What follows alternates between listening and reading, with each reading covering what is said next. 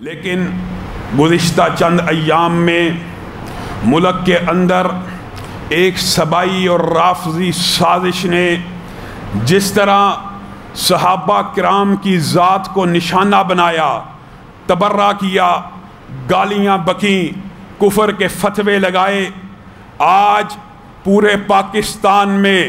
اہل سنت نے اس بات کا فیصلہ کیا کہ اہل حدیث کی مسجد ہو، دیوبند کی مسجد ہو، بریلوی کی مسجد ہو، آج پورے ملک کی ہر مسجد سے ایک ہی صدا بلند ہوگی، عظمت صحابہ کے نعروں کو لگایا جائے گا، دفاع صحابہ کی بات کی جائے گی، شان صدیق اکبر کو بیان کیا جائے گا۔ صدیق اکبر، آج دکھ اور افسوس کی بات ہے کہ پاکستان کے اندر وہ حالات ہیں کہ ہم پاکستان کے اندر شان صدیق اکبر بیان کرنے کے اوپر مجبور ہو گئے۔ آج پاکستان میں یہ حالات ہیں کہ توہین رسالت کے مجرم جب فرار ہو جاتے ہیں ہم حرمت رسول کے لیکچر دیتے ہیں۔ آج پاکستان کے اندر یہ حال ہے کہ جب ختم نبوت کے اوپر ڈاکے ڈالے جاتے ہیں ہمیں قادیانی رافضی لابی کے خلاف آوازوں کو بلند کرنا پڑتا ہے۔ اور قربان جائیں ہمارے سابقہ اور موجودہ حکمرانوں پر، جو بھی آیا غلام بن کے آیا، یا قادیانی لابی کا، یا رافضی لابی کا، یا امریکہ کا، یا یورپ کا، یا مغرب کا سابقہ آئے، ہمیں بھولا نہیں ہے۔ یہ میرے اور آپ کے لیے بھی غور و فکر کی بات ہے۔ ہونا تو یہ چاہیے تھا کہ مذہبی جماعتیں سیاسی جماعتوں سے بے نیاز ہوتی، وہ کب ہو سکتا تھا جب آپ لوگ مذہبی جماعتوں کا ساتھ دیتے، لیکن آپ نے بھی قسم کھائی ہوئی ہے سیاسی جماعتوں کا ساتھ دینا ہے، اسی لیے مذہبی جماعتیں مجبور ہیں کسی نہ کسی کے ساتھ اتحاد کر کے چلنا پڑتا ہے۔ ورنہ سابقہ حکمرانوں نے بھی وقاص گرایا کو، سلمان حیدر کو سیف پیسیجز دیے،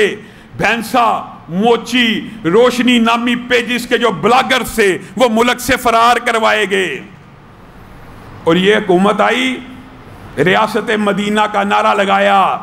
دلوں کو تسکین ہوئی کہ شاید ملک ریاست مدینہ کی طرف قدم بڑھائے گا، لیکن سازشیں اور پلاننگیں ایسے ہوئی آسیہ ملعونہ کو فرار کروا دیا جائے، اور جناب والا خان صاحب اس کا کریڈٹ بھی مغربی میڈیا کے سامنے لیں، عبدالشکور قادیانی کو فرار کروایا جائے۔ یہ ہمارے ملک کے حالات ہیں۔ آج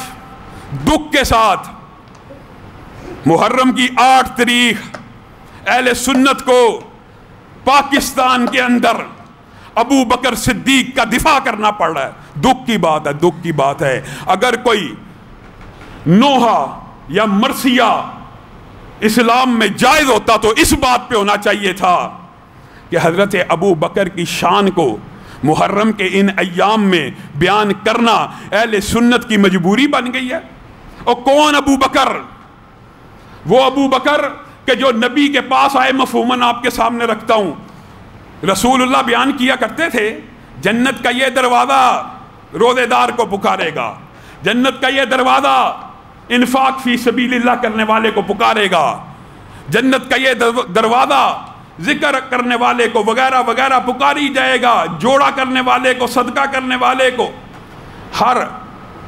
دروازہ مختلف نام سے مختلف اعمال بجا لانے والے کو پکارے گا۔ حضرت ابو بکر کے دل میں خیال آیا، اے اللہ کے رسول، کیا کوئی ایسا خوش قسمت بھی ہوگا کہ جس کو جنت کے 8 دروازوں سے ندا پڑے گی، صدا دی جائے گی؟ ہاں ابو بکر، میں تجھے بتلاؤں، اس امت میں میرے سامنے تو بیٹھا ہے جس کو جنت کے 8 دروازوں سے پکارا جائے گا۔ اور امت کے لیے بھی خوشخبری ہے، وضو کے بعد جو دعا پڑھی جائے گی اس کے اندر اللہ کی وحدانیت کا بھی اقرار، رسالت کا بھی اقرار، اپنی طہارت پاکیزگی کی خواہش، اس کو بھی جنت کے 8 دروازے پکاریں گے۔ اور کون ابو بکر؟ ابو بکر کے بارے میں آج ہردہ سرائی اور نوبت یہاں تک آ گئی، پہلے حضرت ابو سفیان کے بارے میں بات ہوتی تھی،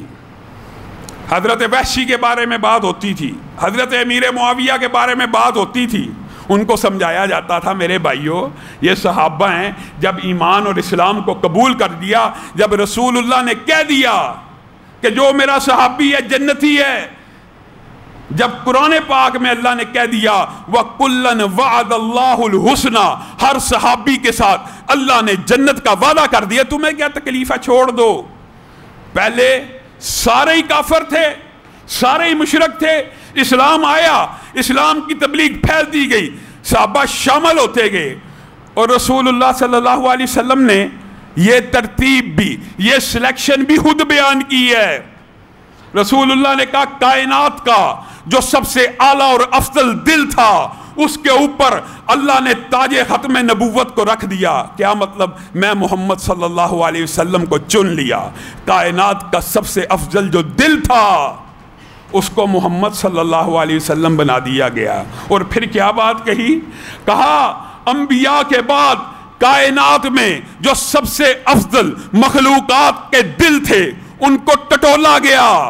ان کو پرکھا گیا، ان کو اللہ رب العزت نے تولا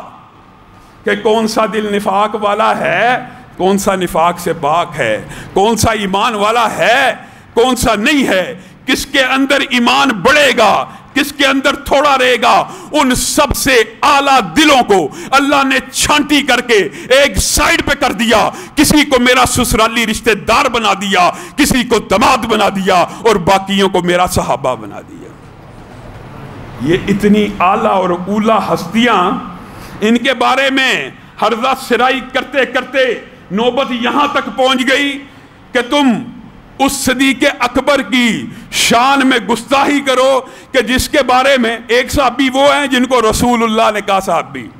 ایک صحابی وہ ہیں جن کی امت نے ڈیفینیشن رسول اللہ کی احادیث سے نکالی کہ جس نے مجھے دیکھا اس آنکھ کے اوپر اللہ نے جہنم کی آگ کو حرام کر دیا۔ یہ ڈیفینیشنز ہیں، ائمہ نے حدیث سے اخذ کی، عوام تک پہنچا دیں۔ ابو بکر تو وہ ہیں ثانی اثنین اذ ہما فی الغار اذ یقول لصاحبہ، ابو بکر وہ ہیں جن کو اللہ نے قرآن پاک میں نبی کا صحابی قرار دیا۔ اس صحابی کی صحابیت کا انکار وہ ابو بکر کہ جس کو اگر آپ ذخیرہ حدیث اٹھائیں 27 مرتبہ 27 ٹائمز رسول اللہ نے مختلف مقامات کے اوپر یہ کہا ابو بکر تو جنتی ہے، ایک دفعہ نہیں 27 مرتبہ مختلف مقامات پہ ابو بکر کو یہ بشارت ملی ابو بکر تو جنتی ہے۔ رسول اللہ صلی اللہ علیہ وسلم نے صرف 27 مرتبہ جنت کی بشارت نہیں دی، اپنی زندگی کے اندر واحد ابو بکر ہیں جنہوں نے رسول اللہ صلی اللہ علیہ وسلم کی زندگی کے اندر نبی کے مصلی کے اوپر کھڑے ہو کے 17 نمازیں جماعت کے ساتھ پڑھائی ہیں۔